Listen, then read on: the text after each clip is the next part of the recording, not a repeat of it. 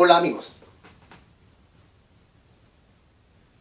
se nos vienen tiempos difíciles en donde tenemos que tomar decisiones importantes que tienen que ver con el destino y el futuro de nuestro país.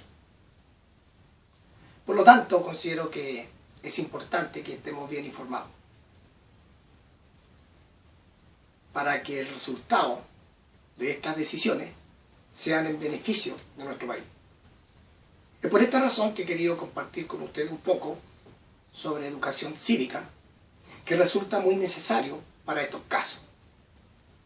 Como ustedes deben saber, el ramo de educación cívica se retiró de la malla curricular de educación en Chile por un presidente que se llama Eduardo Frei.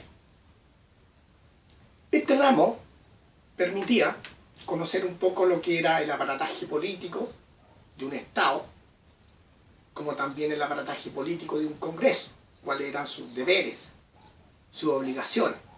Pero seguramente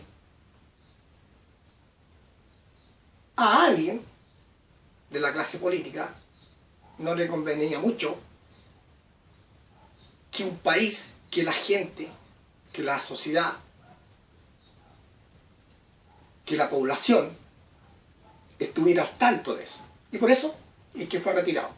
Y en su reemplazo instalaron un ramo que se llama formación ciudadana y que tiene que ver más bien con los deberes y obligaciones de un ciudadano respecto a la sociedad. Yo no sé a quién le interesa eso, a quién le sirve, pero ese es el cambio que se hizo. Bueno, en este caso he querido hacer una especie de análisis y un resumen de la historia de Chile en los últimos 100 años. Una historia política, social y económica. Y la he dividido en 3 segmentos. El primero es antes de los años 80, prácticamente 50 años de los 80 o 60 años de los 80, antes de los años 80, durante las décadas de los 80 y 90 y después de los 90. Voy a partir diciendo, amigos, que antes de los años 80, Chile tenía unos parámetros económicos y sociales que bordeaban, en el caso de la inflación, cerca del 600%. En realidad no era inflación, sino que era una hiperinflación. Tenía un decrecimiento económico, ¿cierto? O sea, de 0 hacia el lado negativo, de un menos 10%. Y tenía un nivel de pobreza aproximadamente alrededor del 50%, vale decir, el 50% de la gente en Chile era pobre. Y cuando yo hablo de pobreza, hablo de gente que no tenía agua potable, no tenía luz eléctrica, no tenía, por supuesto, servicios higiénicos, alcantarillas, ¿cierto?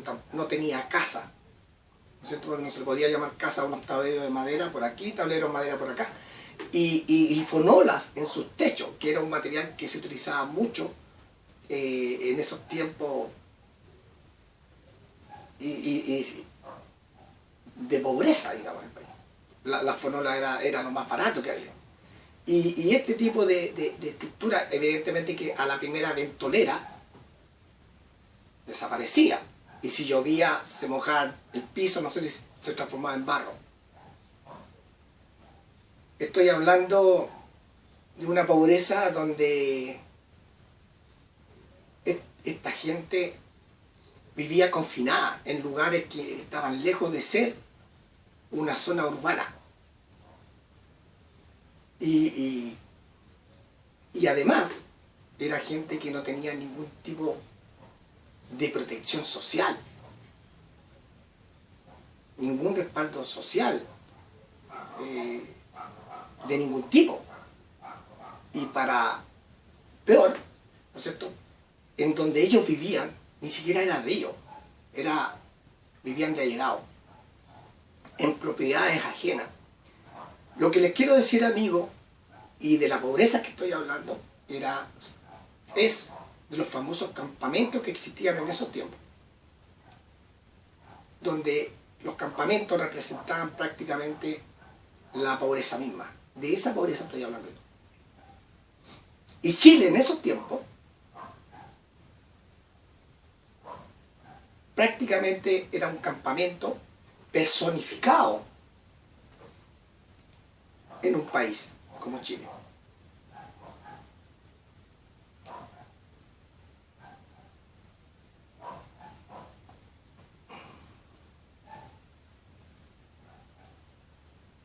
Yo puedo entender que existen parámetros económicos que pueden variar de la noche a la mañana, sin lugar a dudas. El crecimiento económico puede variar de la noche a la mañana, una inflación puede variar de la noche a la mañana, puede variar de un día para otro, de un mes para otro, de un trimestre para otro, de un semestre para otro, sin lugar a dudas. Todo depende qué situación lo provoque. Como por ejemplo, les quiero comentar, cuando ocurrió esta famosa explosión social, ¿no es cierto?,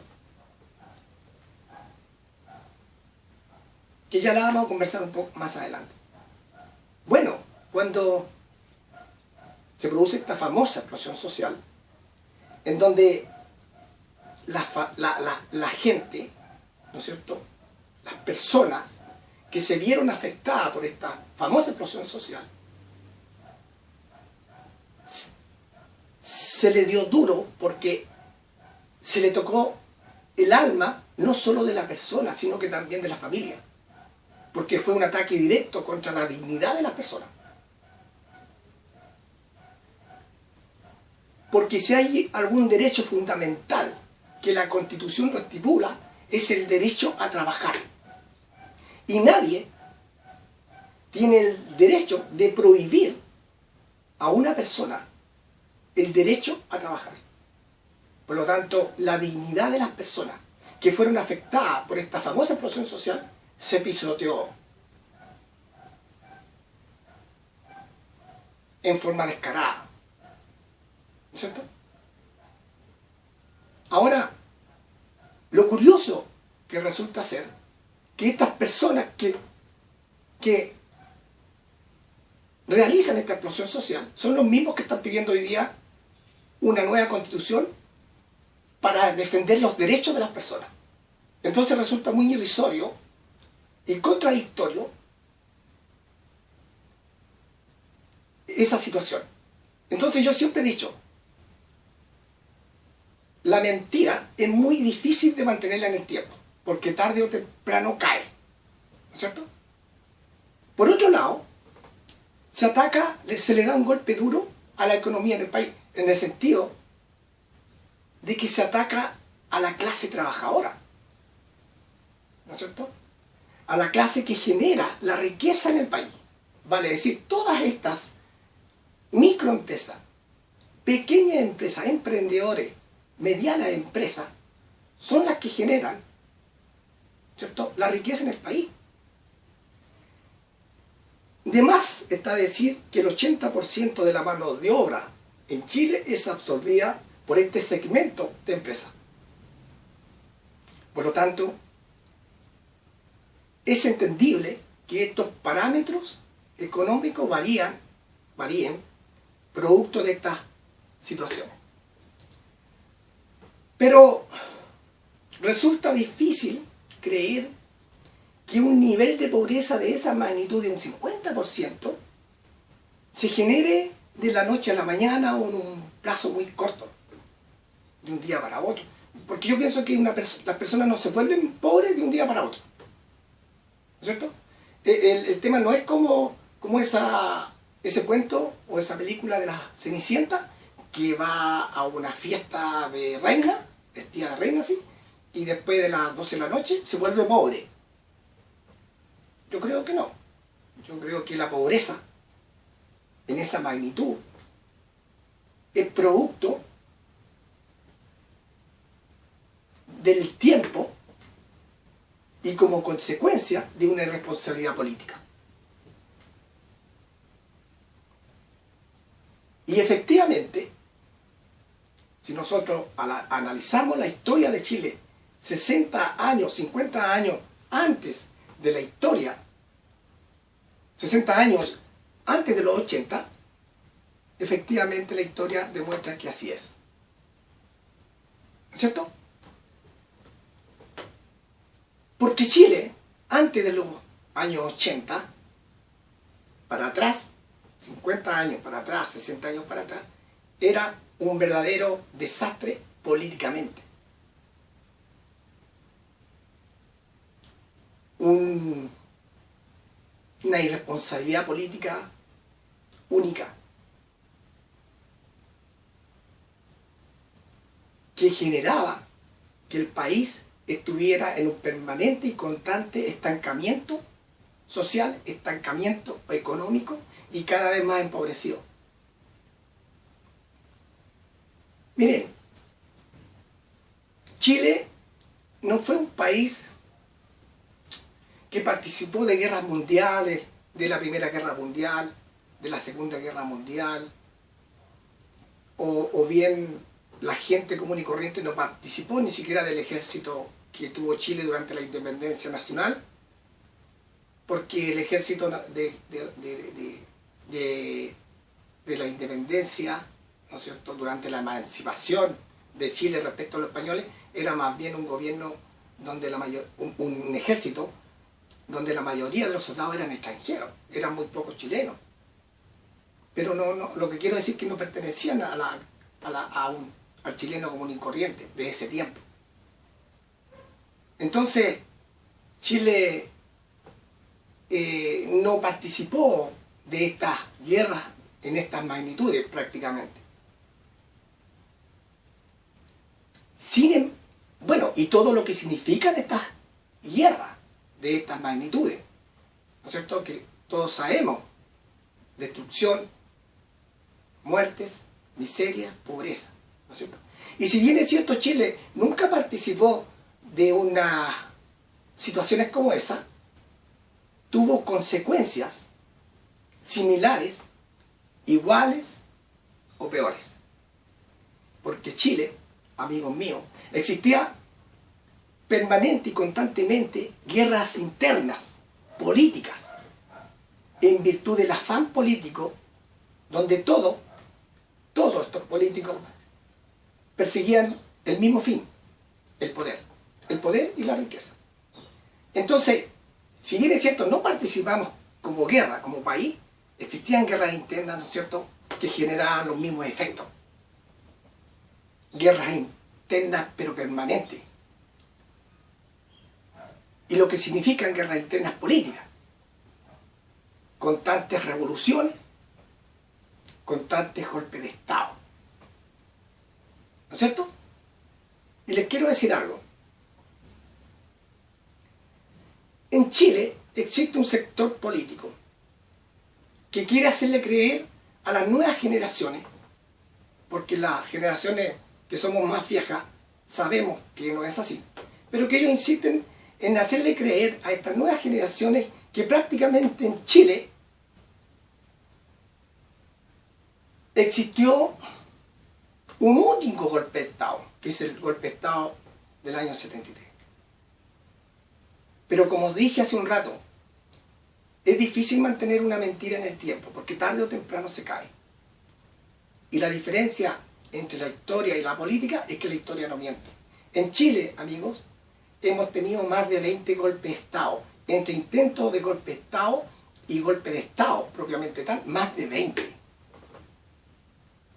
Y estos golpes de Estado se han caracterizado por las deslealtades, las traiciones, la corrupción de sobremanera, entre otros, ¿no es cierto?, que se vieron reflejados en cada una de las acciones que se producían en la historia de Chile. No me van a creer lo que yo les voy a contar pero ojalá no me crean, para que ustedes se metan a la historia de Chile y se puedan desengañar por ustedes mismos. Pero habían años, amigos, que se generaban 2 revoluciones en un año. 2 golpes de Estado en un año. Y yo recuerdo un caso que me llamó mucho la atención del presidente Montero, donde se le hizo 2 intentos de golpe de Estado. Fallaron, no fueron exitosos. Pero el tercero sí fue exitoso, donde un grupo de oficiales que salen de la base aérea en Bosque y se toman la moneda y le hacen golpe de Estado al presidente. Bueno, sacan a su gente, a sus ministros y sus colaboradores, los sacan y se posicionan en la casa presidencial y declaran a Chile como la República Socialista de Chile. Ese antecedente es importante porque generalmente algunos señores quieren hacerle creer a la gente que prácticamente las Fuerzas Armadas tienen una tendencia política determinada, y eso no es así. Las Fuerzas Armadas hay de todo. Y claramente está de hecho. Esos 2 golpes anteriores, intentos de golpes de Estado anteriores, como les dije, bueno, fueron hechos por revolucionarios comunistas y revolucionarios socialistas. Y el tercero fue por socialistas, pero perteneciente a las Fuerzas Armadas. Era muy difícil en esos tiempos que un gobierno terminara su periodo, porque muchas veces, la mayoría de las veces, no los terminaban, porque hacían una elección, se generaba un gobierno y luego inmediatamente la oposición empezaba a boicotear el gobierno. Y con mayor razón si era muy exitoso, porque si era muy exitoso entonces no tenían la posibilidad de postular al poder de nuevo. Entonces era esa la situación. Presidente que salía un par de años y empezaba el boicot. En algunos casos presidentes que tuvieron que renunciar ante la presión de la oposición. Pero existía tanta deslealtad y tanta traición que inclusive hasta entre los mismos partidarios del mismo partido boicoteaban el gobierno de quien habían votado. Por ejemplo, el caso del presidente González Videla, era radical.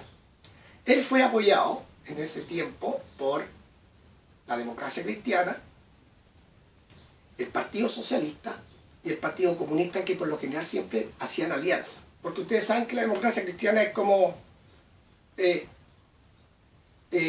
camaleón, así cambia de color según la ocasión. O como la maravilla, así que va girando dependiendo para dónde va el sol. Ellos están, ¿no es cierto?, funcionan así.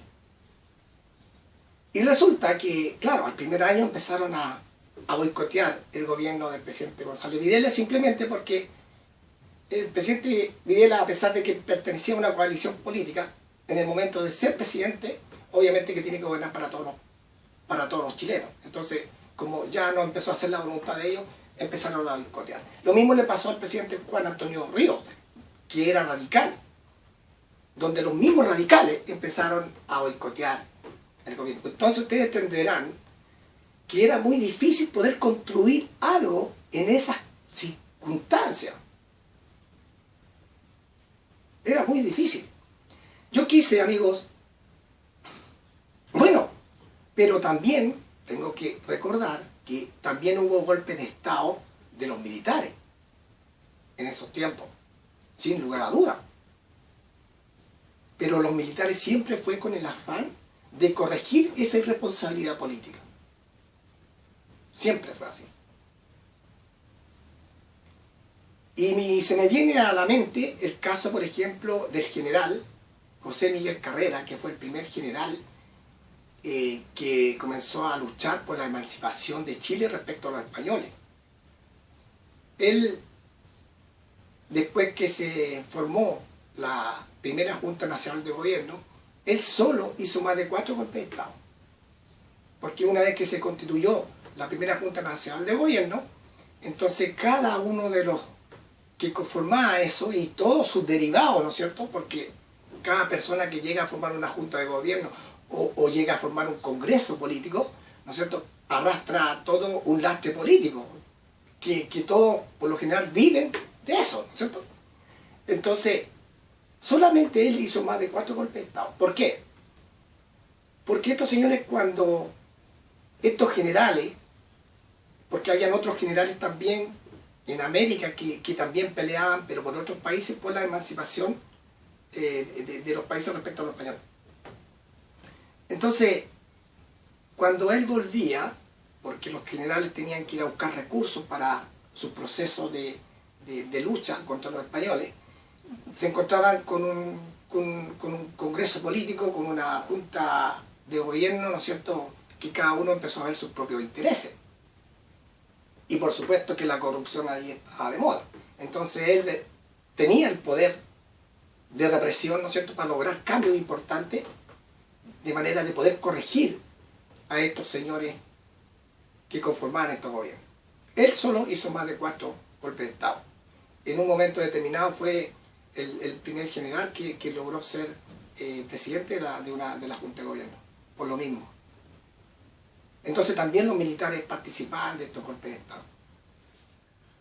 Bueno, como comentábamos hace un momento, todos estos procesos de revolución, estos procesos de golpe de Estado, evidentemente traían consecuencias fatales.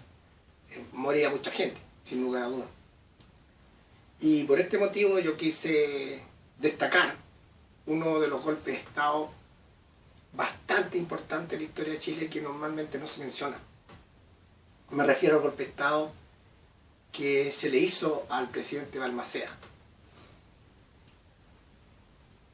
Por lo que hemos conversado ya, por lo que hemos compartido antes, se podría decir que este golpe de Estado fue por alguno de estos movimientos congresistas, ¿no es cierto? A lo mejor movimientos de estos revolucionarios comunistas o socialistas, o por último alguna intervención militar. Pero la verdad de las cosas es que no fue ninguna de las anteriores, ni siquiera de alguna oposición férrea al presidente Balmaceda. Fue ninguna de las anteriores. El que le hizo el golpe de Estado al presidente Balmaceda fueron los mismos congresistas de ese entonces. Y simplemente le hicieron un golpe de Estado porque el presidente Balmaceda menciona en su presupuesto anual, que debía ser aprobado por el Congreso, algún tipo de regalía o beneficio en favor de los ingleses respecto a las salitreras del norte de Chile. Cosa que el Congreso no estaba muy de acuerdo con esa inclinación que tenía, si se puede decir así, el presidente Balmaceda. Entonces comenzó a retardar el hecho de tener que aprobar el presupuesto. De hecho no lo hizo. Entonces el presidente Balmaceda se autoaprobó el presupuesto y bueno, y eso evidentemente que generó un clima bastante violento, al punto que nunca se pusieron de acuerdo. Además que antes también existía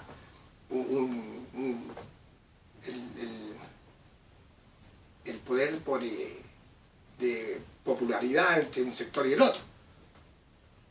Entonces eso fue como la gota que rebalsó el vaso y finalmente nunca se pusieron de acuerdo. Entonces los congresistas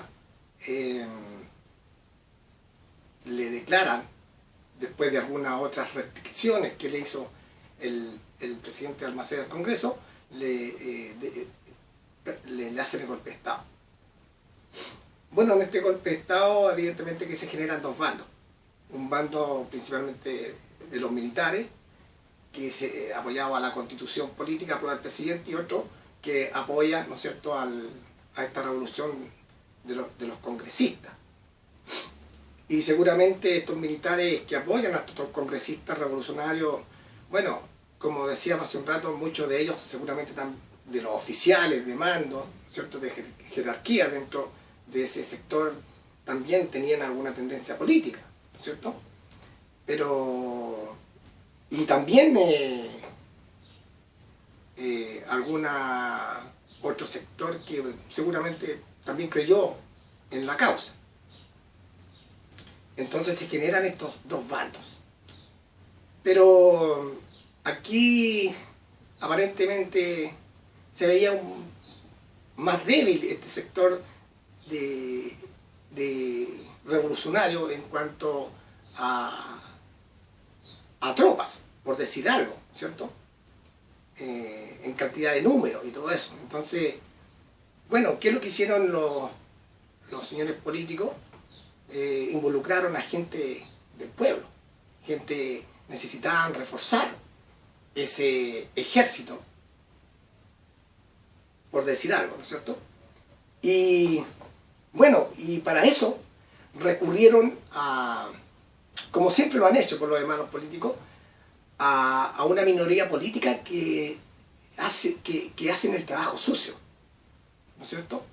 Y estas minorías políticas, bueno, no, generalmente nunca han tenido nunca han tenido la posibilidad de llegar al poder. No tienen ninguna posibilidad de llegar al poder, pero sí sacan provecho de esta situación. Pero ellos tienen una tremenda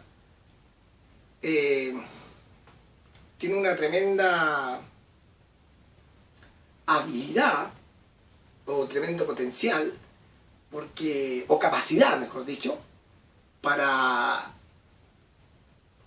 autoproducirse o autogenerarse un proceso de metamorfosis, ¿no es cierto? De manera que ellos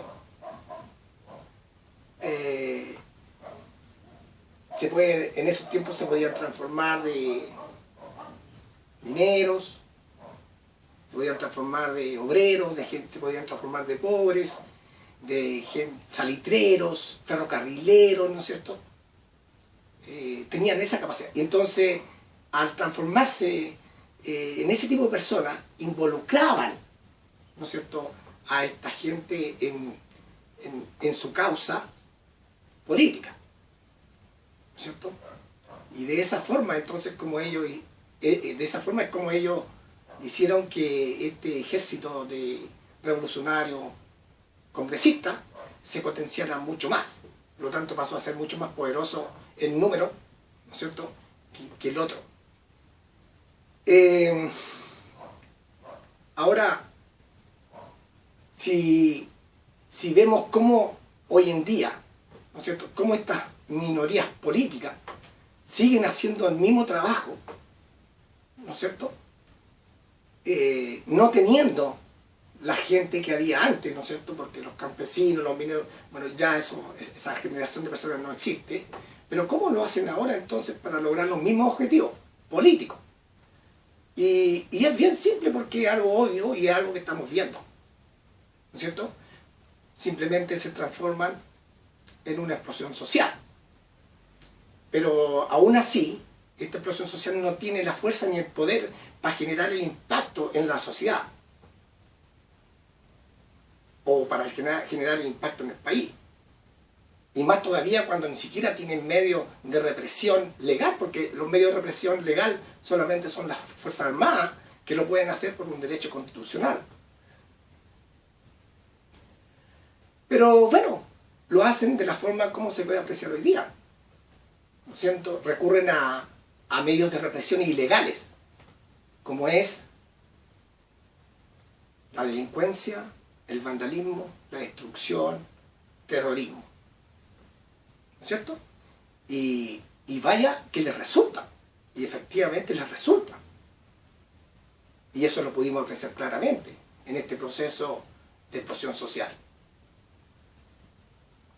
Y les resulta, ¿no es cierto?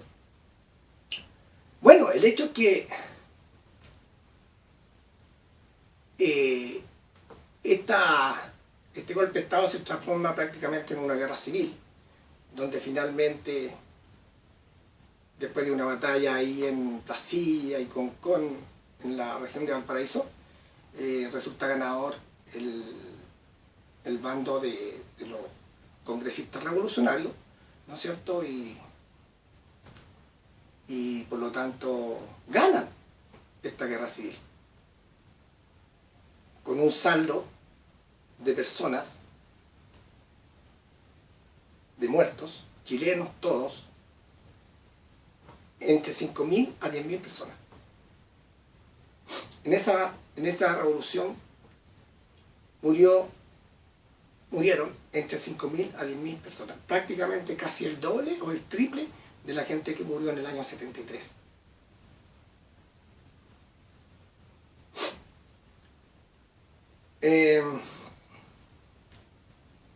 Pueden entonces ustedes imaginarse al extremo que puede llegar la codicia política, la codicia por el poder.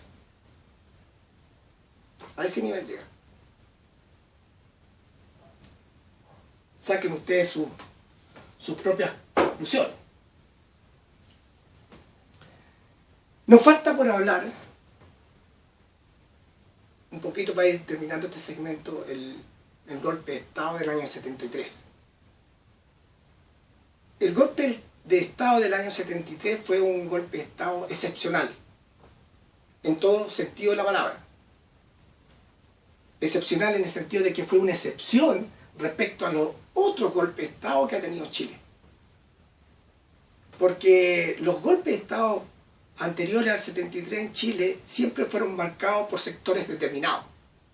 Por ejemplo, los congresistas hicieron un golpe de Estado, los militares hicieron un golpe de Estado, los revolucionarios comunistas hicieron un golpe de Estado, los revolucionarios socialistas hicieron otro golpe de Estado, ¿no es cierto? O la oposición de algún presidente determinado promovió un golpe de Estado. Pero en el golpe de Estado del 73 prácticamente fueron todos, sin excepción, partiendo por el mismo Congreso. El Congreso tuvo un pronunciamiento respecto a la intervención militar que la hizo la Cámara de Diputados mediante una moción en donde claramente señala la necesidad de una intervención militar, primero que nada. Bueno, después todo lo que era oposición, Partido Democracia Cristiana, Partido Socialista. Acuérdense que los grandes líderes que estaban en ese momento haciendo golpe de Estado al presidente Allende era el señor Erwin, el señor Ricardo Lagos, que después todos sabemos que resultaron presidentes. Por supuesto que toda la oposición de derecha, ¿no es cierto? Y bueno, y los militares, como siempre recurriendo a las Fuerzas Armadas para lograr su objetivo. Lo que sí no les resultó a estos golpistas políticos, porque ellos pensaban que los militares le iban a devolver al tiro el cargo y ellos se iban a posesionar de nuevo. Y bueno, esa parte es la que no lo tenían contemplado. Por lo tanto no les resultó el tema. Bueno, la verdad de las cosas es que este golpe de Estado desde un principio se manifestó con ciertas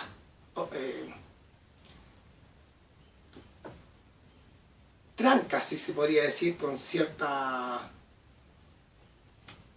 problema en las elecciones del presidente Allende en el año 70, porque el presidente Allende no fue electo por votación directa o por mayoría. Nunca fue así. Él no se presentó en las elecciones y ganó. No fue así. Él nunca tuvo los votos suficientes o la popularidad suficiente para ganar las elecciones. De hecho, antes se había presentado más de 3 veces y nunca había ganado.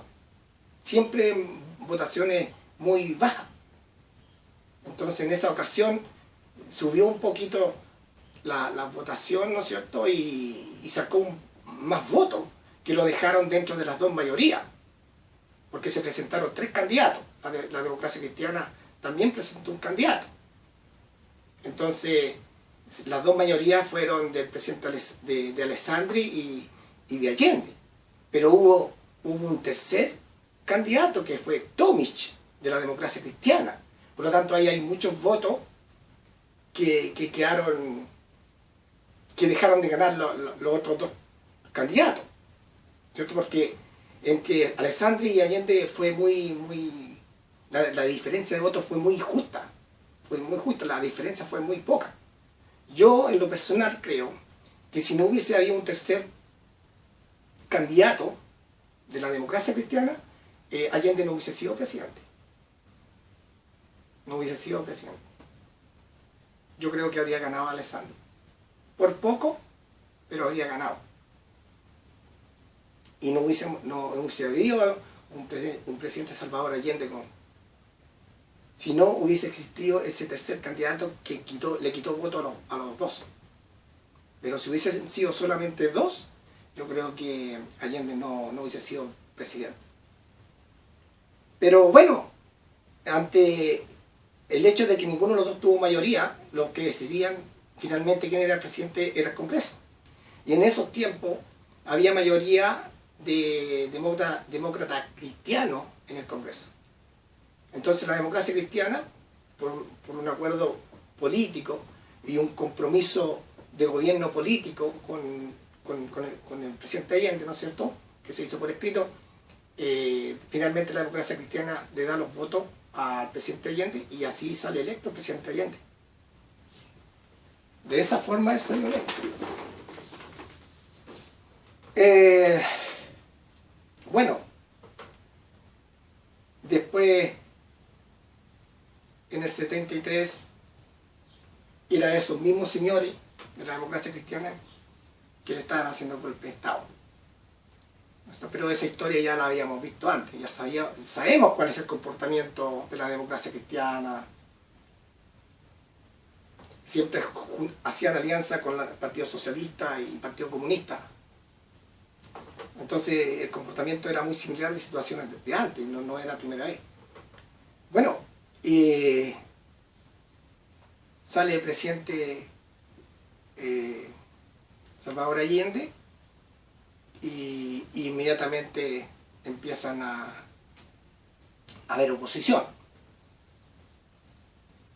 Y bueno, todos sabemos más o menos los resultados finales, pero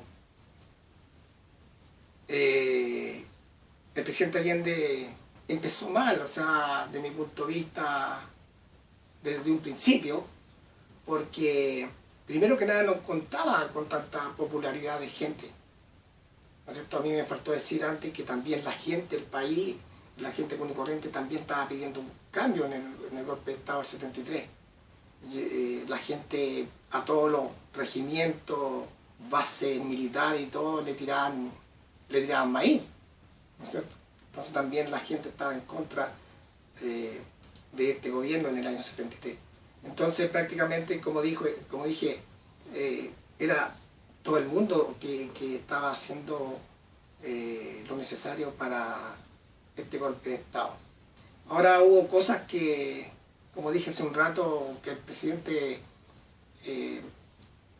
y lo señala un poco la historia, ¿no es cierto?, que hizo mal. O sea, por ejemplo, el plan de gobierno que hizo, donde se atacó directamente todo el aparato reproductor de riqueza en el país. Y eso pienso yo que fue mortal, porque si nadie produce riqueza en el país, ¿cómo funciona el país? Si nadie genera nada, nadie produce. Otra de las cosas, por ejemplo, que hizo fue subir el sueldo a los funcionarios públicos. Pero esta subida de sueldo no era producto de una riqueza que se generaba como país, sino que la hizo sencillamente imprimiendo más billetes, ¿no es cierto? Entonces era una plata que no era producto de la generación de una producción, de una riqueza, sino que era plata ficticia. Y eso evidentemente que se transformó en una inflación inmediatamente. Ahora hay otro aspecto que no se habla mucho en la historia, que aparte del pacto político que tuvo la democracia cristiana con el presidente Allende, también el presidente Allende tuvo otro pacto político. El presidente Allende era socialista, hizo un pacto político con los comunistas, ¿cierto? Y toda la coalición que lo apoyó, ¿no es cierto? Y en ese pacto político que ellos hacen, que queda de manifiesto que todas las decisiones que se hacían a nivel de gobierno tenían que pasar por esa coalición política. Y al final eran ellos los que decidían qué es lo que se iba a hacer o lo que no se iba a hacer. Entonces yo creo que en parte pasó lo mismo que en el gobierno del presidente González Videla, Juan Antonio Ríos, que no respetó ese pacto, seguramente, y por eso es que boicotearon el gobierno de los dos presidentes anteriores. ¿No es cierto? Lo boicotearon, ellos mismos. Y en este caso, me parece que ocurrió lo mismo, porque estos presidentes, claro, pertenecen a una coalición política, pero en el momento que son presidentes, ellos se dan cuenta que tienen que gobernar para todos los chilenos, no para la coalición. Entonces aquí yo presumo, solamente presumo, es un tema personal, que el presidente Allende no respetó esto también, al igual que los otros presidentes. Y por esa razón, que es lo más probable que también el Partido Comunista haya sido partícipe de este golpe de Estado. Porque existen hechos también que así lo demuestran. Por ejemplo, en el caso del presidente Pedro Aguirre Cerda, fue un presidente socialista, fue un presidente que participó, era congresista cuando se le hizo el golpe de Estado a Balmaceda. Este presidente se caracterizó por algunos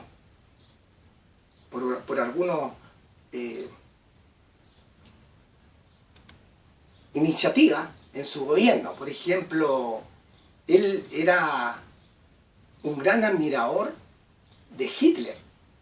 De hecho, él decía que Hitler era un gran amigo de él. Él fue una persona que apoyó la creación por primera vez en la historia de Chile, ¿no es cierto? Y de América inclusive, apoyó la creación del partido nazi en Chile. Fue un presidente que promovió la intervención nazi en América, al punto que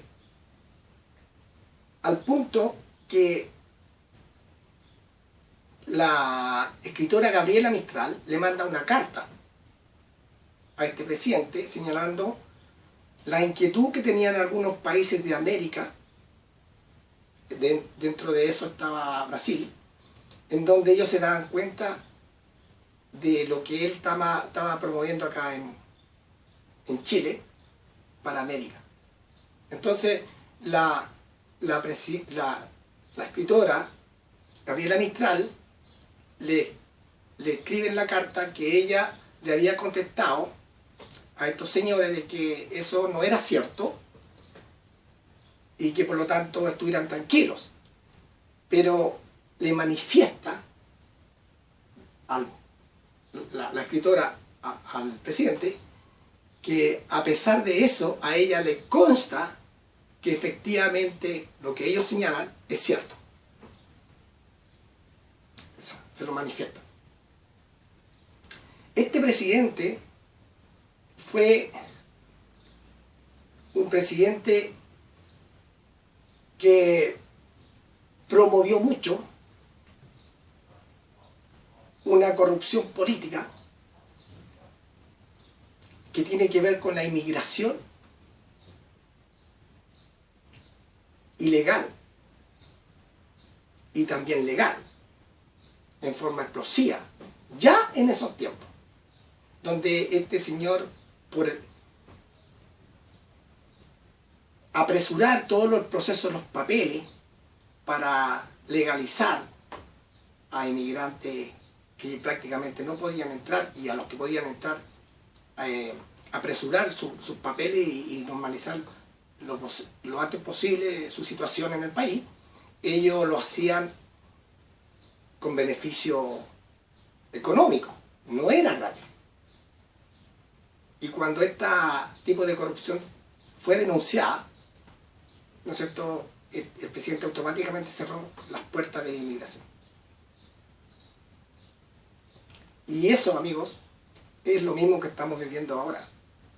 Así que no crean ustedes que toda esta explosión de inmigrantes que llegó de repente al país fue un acto de solidaridad, por ningún motivo, al revés. ¿No es cierto?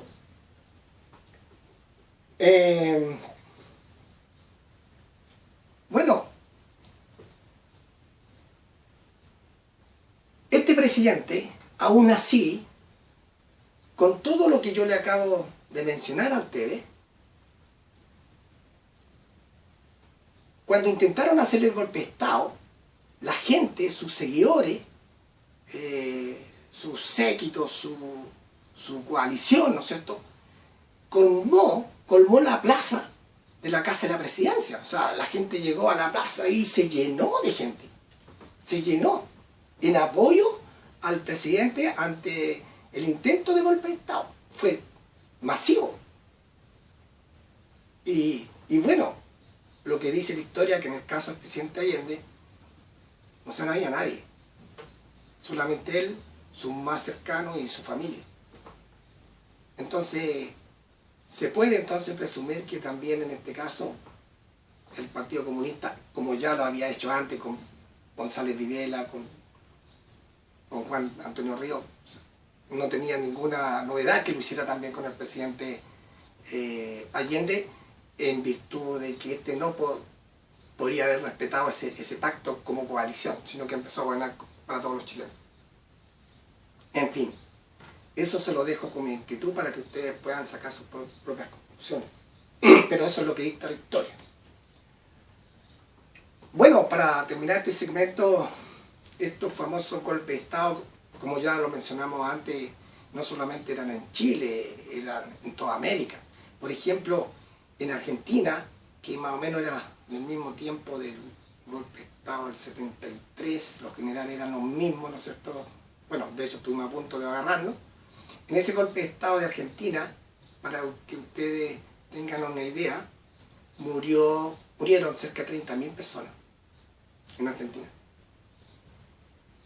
30.000. En Cuba, donde se produce todo este proceso de revolución, ¿no es cierto?, a la fecha, desde que se produce este proceso de revolución a la fecha, las literaturas, ¿no es cierto?, señalan algunas, porque Cuba no es un país que entregue información, entrega lo que necesita saber, ¿no? Alegan de cerca de 7.500 personas que han fallecido producto de este golpe de Estado que Fidel Castro le hizo a su antecesor. Pero la verdad de las cosas es que hay otras literaturas que hablan de cerca de 70.000 personas muertas a la fecha. A la fecha. Algunos dicen que mucho más. Solamente el Che Guevara, que es un gran líder para algunos, ¿cierto?, solamente el Che Guevara en una pasada contra la pared mató cerca de 2.200 personas. Solamente él. O sea, prácticamente casi lo que murió en el año 73 aquí en Chile. Solamente el Che Guevara. Y juntos con Fidel Castro, cerca de 70.000 y mucho más, algunos escritores señalan que ocurrió eso.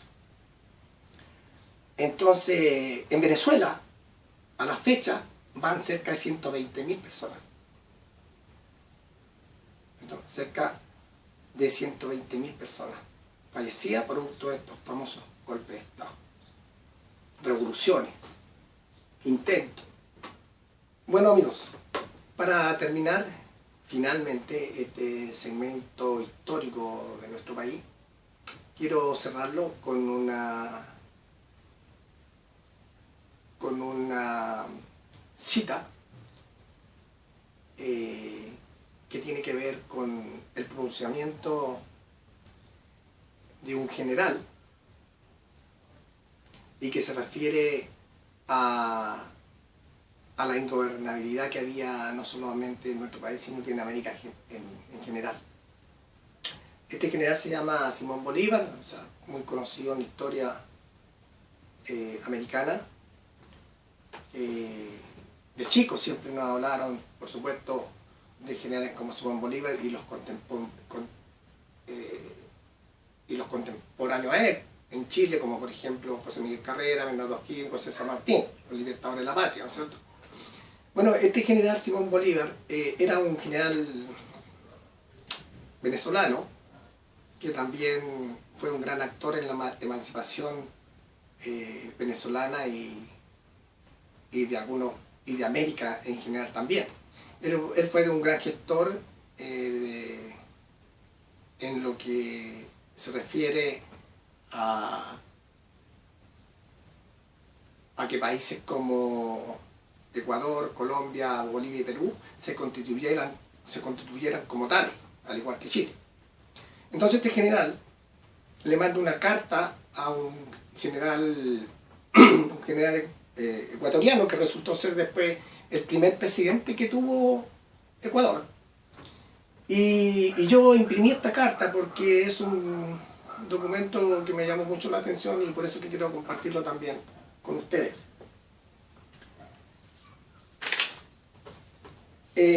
Dice textualmente: con respecto a la patria, ¿no es cierto?, le dice al general ecuatoriano, vosotros se conduce como un hombre de Estado, obrando siempre conforme a la idea y a los deseos del pueblo que le ha confiado su suerte. O sea, un líder total. En esta parte cumple vosotros con los deberes de magistrado y ciudadano.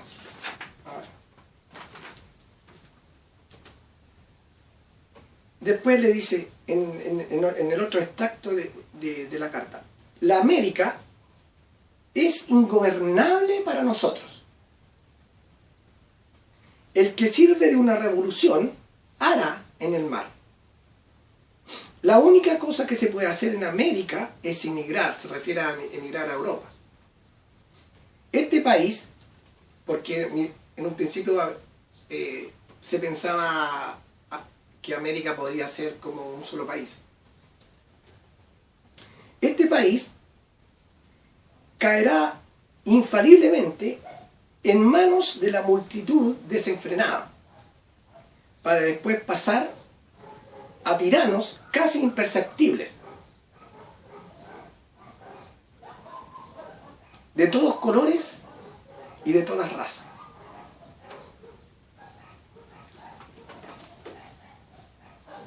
Entonces, ustedes finalmente se dan cuenta que lo que dice este general y le transmite lo mismo al otro general es más o menos todo lo que hemos conversado respecto a lo que representaba la política de todos esos años hacia atrás.